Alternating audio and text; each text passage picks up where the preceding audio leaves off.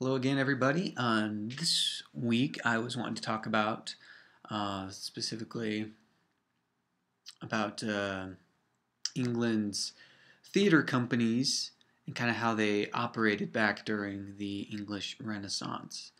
And so, with the theater companies, of course, you had there were two types. You had your boy companies and then your adult companies.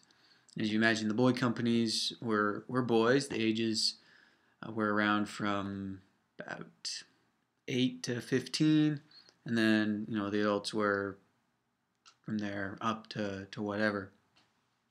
And with these different companies, they would have different patrons or people that helped support them, or different shareholders that would each help with the productions, and then they would uh, get a share of whatever the profits were that they made. But with being a theater company back in England in those days, there were a lot of rules and fees and taxes that you had to pay in order to do what you wanted to do. So depending on what company you were and who your patron was, depended a lot on how successful you were and what you were able to do. Um,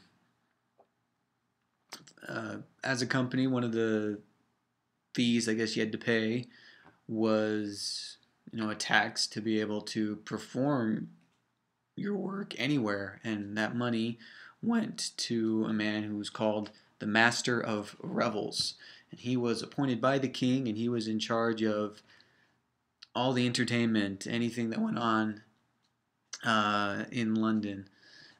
Had to go through him, and so you had to pay him in order to do anything. But if you were part of the royalties companies, so either the king's men or the chamberlain's men or the queen's men, depending on who the monarch was at that time, you were able to get away with a lot of stuff. You didn't have to pay those fees. You had the access to the best play areas, or theater houses, and the best costumes, props, whatever. You had the money to back you up, so you were able to put on a very good performance. And more importantly, you had a steady income, and you had food. So being one of the royalties companies really helped out a lot with what you were able to do.